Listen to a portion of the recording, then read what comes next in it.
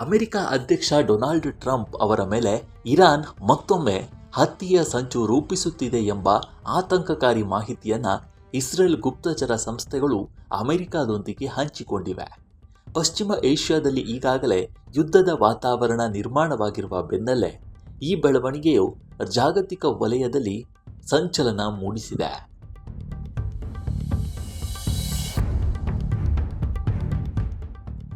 ವರದಿಗಳ ಪ್ರಕಾರ 2020ರಲ್ಲಿ ಅಮೆರಿಕ ನಡೆಸಿದ ಡ್ರೋನ್ ದಾಳಿಯಲ್ಲಿ ಇರಾನ್ನ ಪ್ರಭಾವಿ ಸೇನಾ ಮುಖ್ಯಸ್ಥ ಜನರಲ್ ಕಾಸಿಂ ಸೊಲೈಮನಿ ಹತ್ಯೆಗೀಡಾಗಿದ್ರು.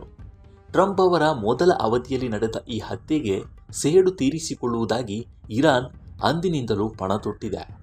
ಈಗ ಟ್ರಂಪ್ ಮತ್ತೊಮ್ಮೆ ಅಧಿಕಾರಕ್ಕೆ ಬಂದಿರುವುದರಿಂದ ಈ ಹತ್ಯೆಯ ಸಂಚು ಮತ್ತೆ ಮುನ್ನೆಲೆಗೆ ಬಂದಿದೆ ಅಂತ ಹೇಳಲಾಗಿದೆ.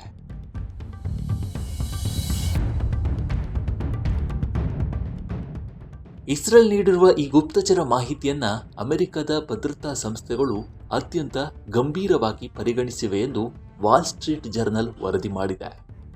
ಟ್ರಂಪ್ ಅವರಿಗೆ ಈಗಾಗಲೇ ಭದ್ರತೆಯನ್ನ ಹೆಚ್ಚಿಸಲಾಗಿದ್ದು, ಇರಾನ್ನ ನಡೆಯ ಮೇಲೆ ತೀವ್ರ ನಿಗಾ ಇರಿಸಲಾಗಿದೆ.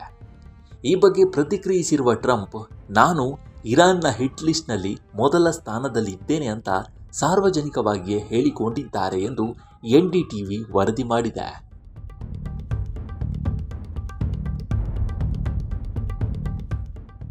ಇರಾನ್ ವಿಚಾರದಲ್ಲಿ ಇಸ್ರೇಲ್ ಮತ್ತು ಟ್ರಂಪ್ ನಡುವೆ ಸಣ್ಣ ಮಟ್ಟದ ಭಿನ್ನಾಭಿಪ್ರಾಯಗಳು ತಲೆದೋರಿರುವ ಸಮಯದಲ್ಲೇ ಈ ಎಚ್ಚರಿಕೆ ಬಂದಿದೆ.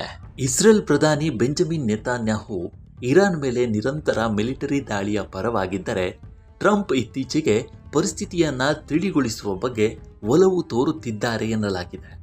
ಇತ್ತ ಇರಾನ್ ಈ ಎಲ್ಲ ಆರೋಪಗಳನ್ನು ತಳ್ಳಿ ಹಾಕಿದೆ.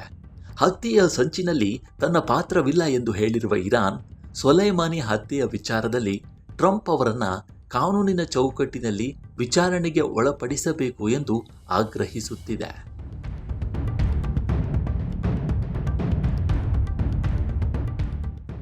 ಒಟ್ಟಾರೆಯಾಗಿ ಇಸ್ರೇಲ್ ನೀಡಿರುವ ಈ ರಹಸ್ಯ ಮಾಹಿತಿ ಅಮೆರಿಕ ಮತ್ತು ಇರಾನ್ ನಡುವಿನ ಸಂಬಂಧವನ್ನು ಮತ್ತಷ್ಟು ಹದಗೆಡಿಸುವ ಸಾಧ್ಯತೆ ಇದೆ. ಇದು ಪಶ್ಚಿಮ ಏಷ್ಯಾದಲ್ಲಿ ಮತ್ತೊಂದು ಸಂಘರ್ಷಕ್ಕೆ ನಾಂದಿ ಹಾಡುತ್ತದಾ ಅನ್ನೋ ಆತಂಕ ಜಗತ್ತನ್ನ ಕಾಡುತ್ತಿದೆ.